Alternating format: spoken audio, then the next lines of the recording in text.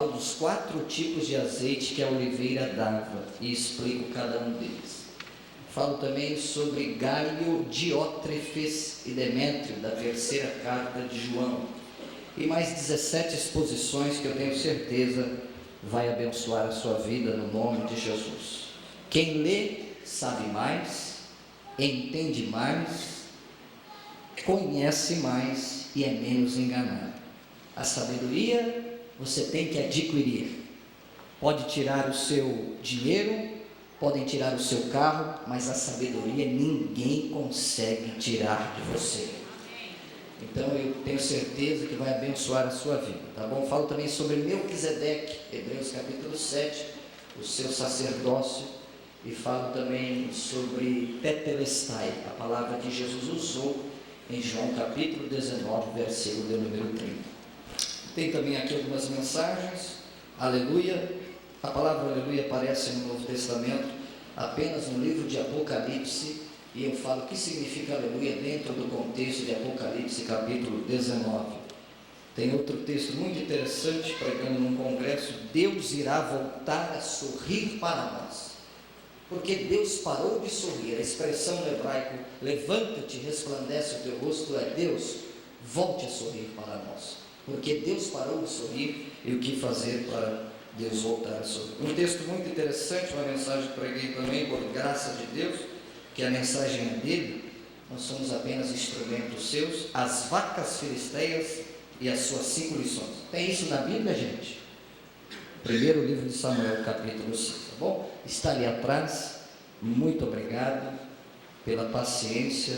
Vamos ficar em pé agora, em reverência à palavra de Deus, e vamos abrir na carta de Paulo a Tito, capítulo de número 2.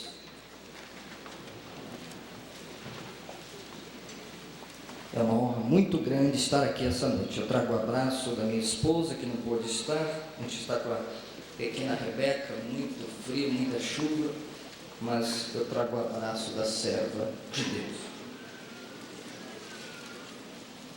Carta que Paulo escreveu a Tito, capítulo de número 2.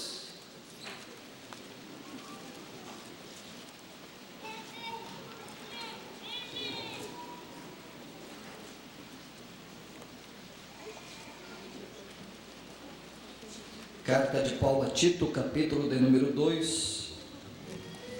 Vamos ler a partir do verso de número 11 até o verso de número 14. Lá no Novo Testamento, final do Novo Testamento quase, carta de Paulo a Tito, capítulo 2, versos 11, 12, 13 e 14. Se porventura tiver alguém com dificuldade, você que tem mais habilidade com o texto sagrado, ajude esta pessoa, para que todos leiam a palavra de Deus e acompanhem. Diz assim, Tito, capítulo de número 2: Porque a graça de Deus se há manifestado, trazendo salvação a todos os homens, ensinando-nos que, renunciando à impiedade e às concupiscências mundanas, vivamos neste presente século sóbria, justa e piamente, aguardando a bem-aventurada esperança e o aparecimento da glória do grande Deus e nosso Salvador Jesus Cristo. Verso 14: O qual se deu a si mesmo por nós, para nos remir de toda a iniquidade e purificar para si um povo seu especial, zeloso de boas obras. Feche os seus olhos por um minuto. Pai bendito, nós lemos a Tua palavra e pedimos a Tua graça, o Teu favor sobre nós mais uma vez. que desapareça a minha sabedoria, o meu intelecto, dá-nos habilidade, capacidade para expormos a Tua palavra conforme a Tua vontade. Senhor, glorifique a Tua palavra no nosso meio, abre a porta da palavra e que haja salvação de almas essa noite. Eu te louvo e te agradeço. Amém. Amém, amados, tomai assento.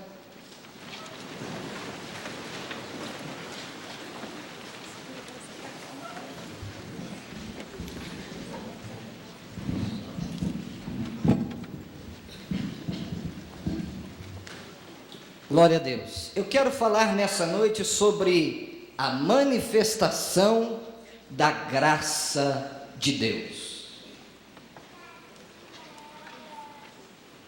Queridos, a graça de Deus sempre existiu. Deus sempre foi um Deus gracioso. E é por isso que estamos aqui essa noite, conforme cantamos no hino passado, foi porque a sua graça nos alcançou. A graça de Deus é o seu favor imerecido. E essa graça se manifestou desde os tempos do Antigo Testamento.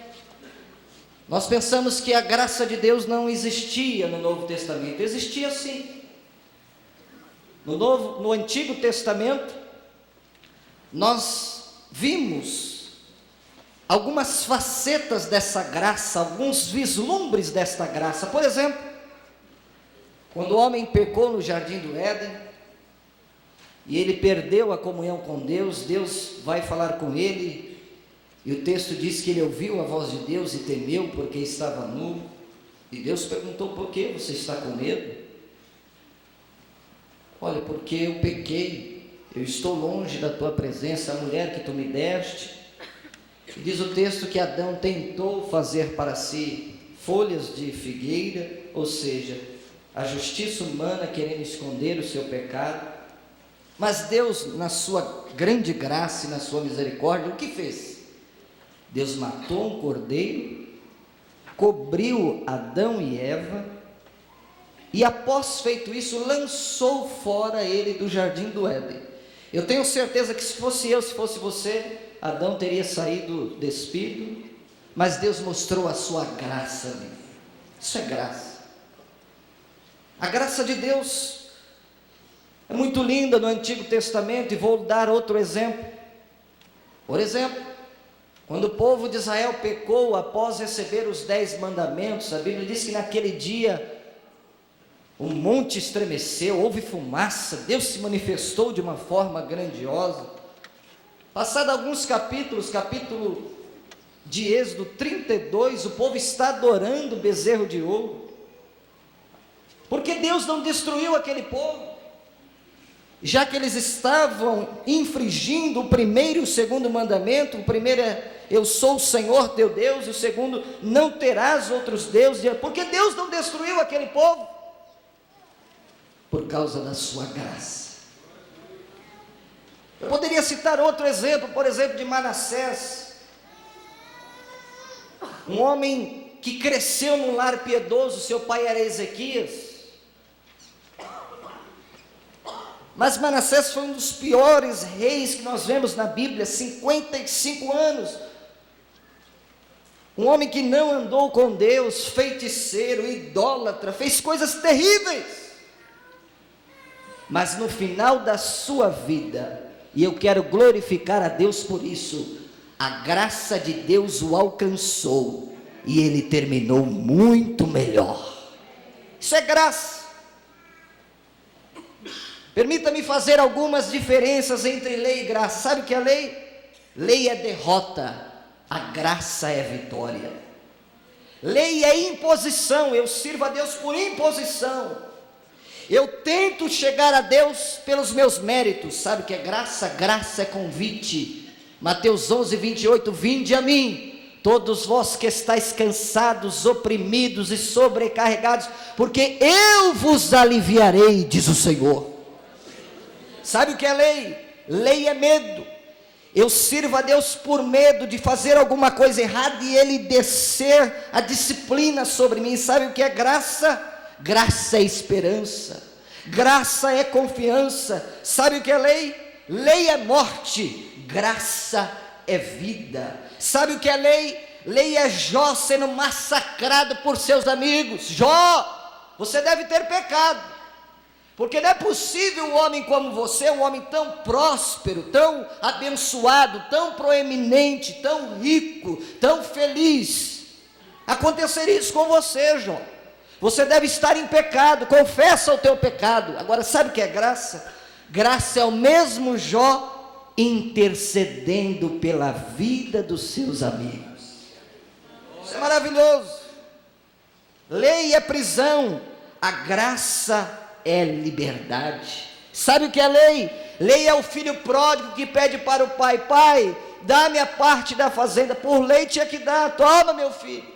E ele vai e desperdiça todos os bens. Mas o que é graça? Graça é o pai que vai para a porta da fazenda e diz assim: meu filho um dia vai voltar, um dia meu filho vai retornar a casa. E de repente o pai vê ao longe aquele moço irreconhecível. Ele está mal cheiroso, ele está maltrapilho, ele está feio, ele está irreconhecível, mas o filho sempre é filho. E o pai corre para o portão da fazenda, dá um abraço no filho, coloca um anel novo na mão dele, coloca uma sandália nova, coloca vestes novas, prepara uma festa. Isso é graça. Isso é a graça de Deus. Então nós vemos vislumbres da graça em toda a Bíblia. Agora, essa graça despontou majestosamente como o romper de uma aurora, quando Jesus Cristo, o Verbo que se fez carne, nasceu naquela humilde manjedoura em Belém. Jesus Cristo é a maior manifestação da graça de Deus. E é por isso que nós estamos aqui essa noite, porque Deus nos deu o maior presente, Jesus, a graça. Irmãos, isso é maravilhoso. Nós como pregadores precisamos pregar mais a graça. Nós estamos vivendo um evangelho descaracterizado. Olha, você vem para a igreja e você vai ficar rico, você vem para a igreja e você vai se tornar um profissional bem sucedido. Não, eu não venho para a igreja para receber, eu estou aqui porque já recebi o maior presente da graça, que é a vida eterna em Cristo Jesus o Senhor. É por isso que estou aqui. Coisa linda. Sabe o que é lei ainda falando? Lei são os fariseus hipócritas que pegam aquela pedra para apedrejar aquela mulher e dizem: mestre, pegamos essa mulher aqui em adultério. Por que só pegou a mulher? Cadê o homem? E Jesus começa a escrever, não sabemos o que. E ele diz: olha, aquele que não tem pecado, atire a primeira pedra. Aí o primeiro sai, o mais proeminente sai, o segundo sai, todo mundo sai. Daqui a pouco fica a mulher e Jesus, e penso eu que ela disse: pronto, Jesus usou desse artifício, mas agora ele vai acabar comigo. Ele vai acabar com a minha moral, ele vai me destruir.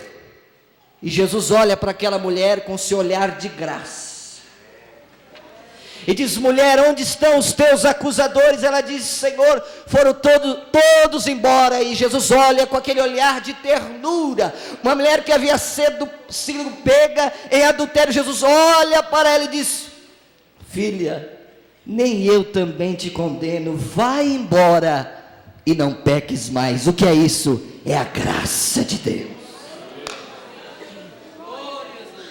Aleluia.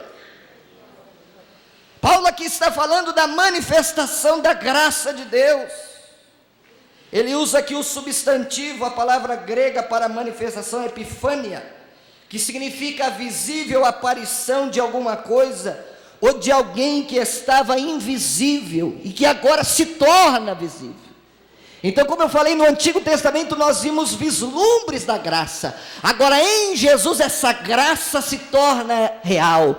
Em Jesus essa graça se torna realidade. Eu tenho uma boa notícia para dar para você nessa noite. Você está aqui, meu irmão, porque um dia você estava perdido, porque um dia você estava desenganado, porque um dia você estava no mundo, mas essa graça se manifestou. Essa graça um dia foi pregada e Deus alcançou você. Deus te tirou do império das trevas, Deus te tirou lá do mundo, e hoje você está aqui. Louvado seja o nome do Senhor, glorificando e exaltando e bendizendo o nome do Senhor.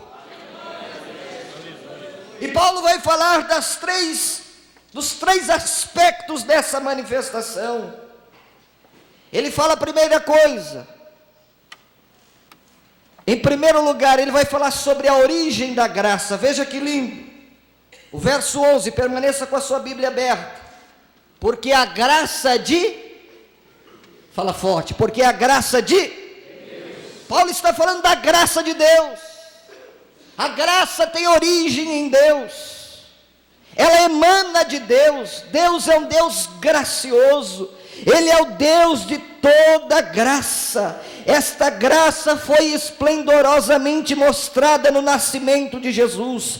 Essa graça foi esplendorosamente mostrada em suas graciosas palavras, nos seus atos movidos de compaixão, mas sobretudo, essa graça foi manifestada, sabe quando? Quando Jesus estende as mãos lá na cruz do Calvário e diz: Pai, está tudo consumado, eu entrego meu Espírito para ti, está paga a obra da redenção, está paga a obra da reconciliação, eu estou reconciliando os homens contigo, Pai.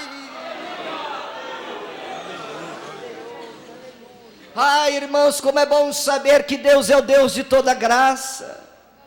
Que um dia você estava perdido. Lembra de quem você era? Você era um beberrão, você era um mentiroso, você era um cheirador de cocaína, mas um dia essa graça te alcançou.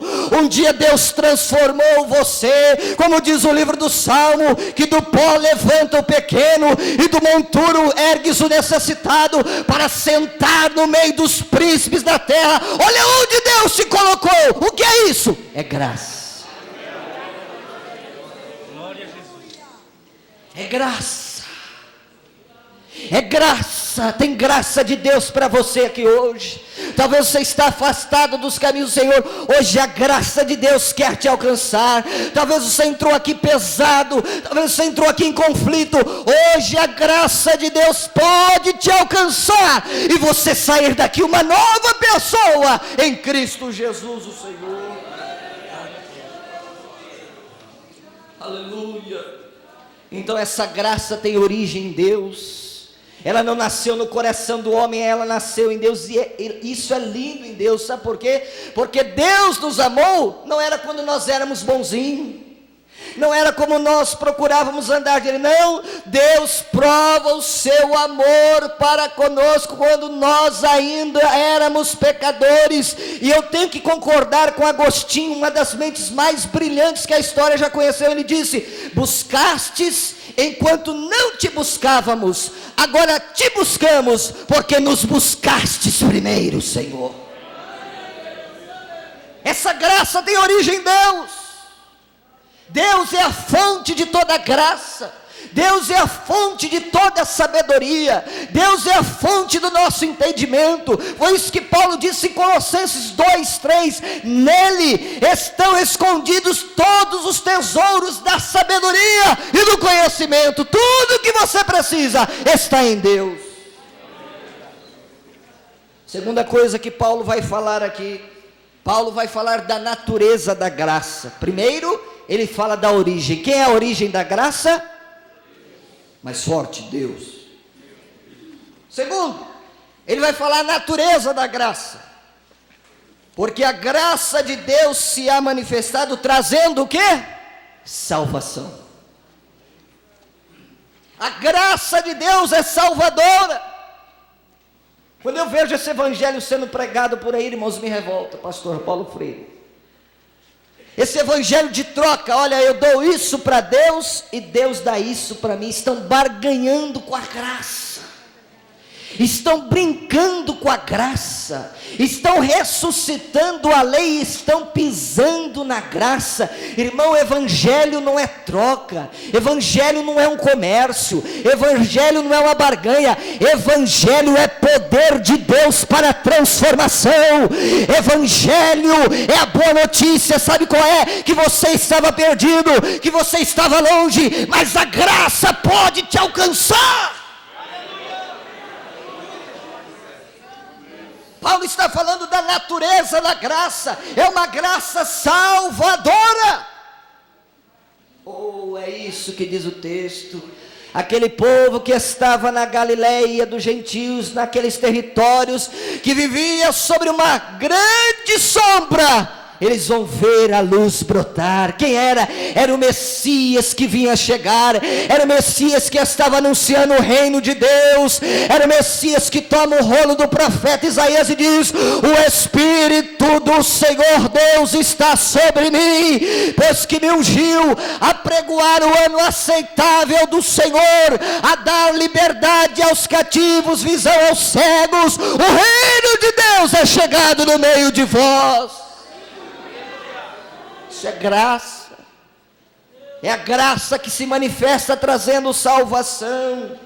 Hoje nós só vemos mensagem nas igrejas: 7 passos para a vitória, 7 passos para a prosperidade. Irmão, como disse o hino, nem que Deus não te dê nada, nem que você não tenha um carro melhor, nem que você não tenha uma casa melhor, você continue firme, você continue louvando, você continue adorando, porque você é peregrino, você não é cidadão desse mundo, você é cidadão do céu. Eu me lembro de Policarpo, quando o procônsul foi levá-lo à fogueira. O procônsul chega e diz: Policarpo, negue a Jesus, diga que César é Quírios, César é o Senhor. Ele disse: jamais vou dizer que César é o Senhor.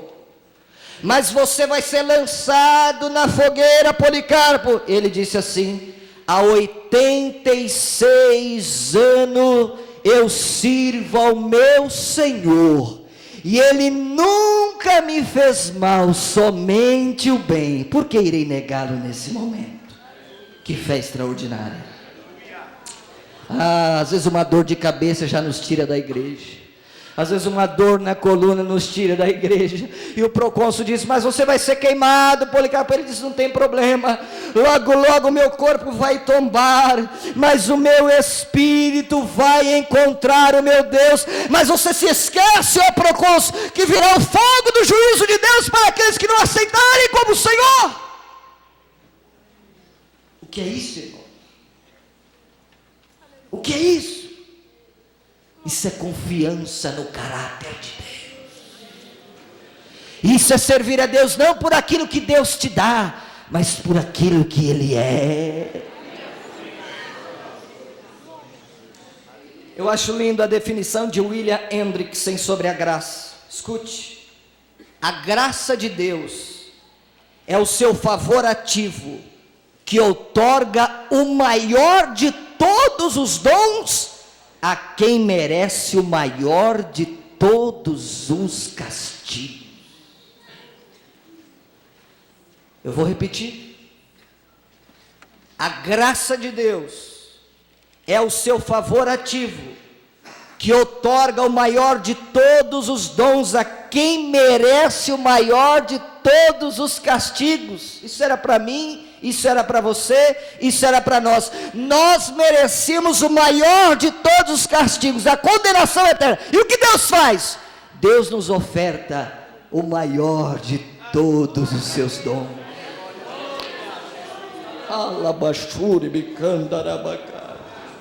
O que Deus está dizendo com isso, meu irmão? Que a graça triunfa sobre a nossa iniquidade. ela é maior que o nosso pecado, ela é melhor que a nossa vida. Hoje eu tenho uma boa notícia para te dar: a graça de Deus vai te alcançar, a graça de Deus vai se manifestar, a graça de Deus será na tua vida, e as pessoas terão prazer em servir o Deus que você serve, pois Ele é o Deus de toda a graça. Louvado seja o nome do Senhor. Mas Paulo vai além. Paulo agora vai falar da extensão da graça. Ele diz: a graça de Deus se manifestou salvadora a alguns homens. Amém? Não, vocês não estão lendo o texto. Leia o texto, irmãos, Bíblia aberta. Estou pregando por uma igreja que é bereana. Atos 17:11. A graça de Deus se manifestou salvadora a todos os homens. Agora deixa eu explicar esse texto. É todos os homens no sentido qualitativo e não quantitativo. Preste atenção.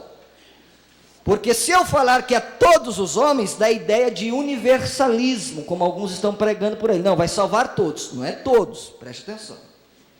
A salvação, ela é universal no sentido que ela alcança todos aqueles que são comprados por Deus. Ela é universal no sentido que a salvação alcança todos os homens. Alcança o rico, alcança o pobre, alcança o intelectual, alcança o analfabeto, alcança o judeu, alcança o gentio.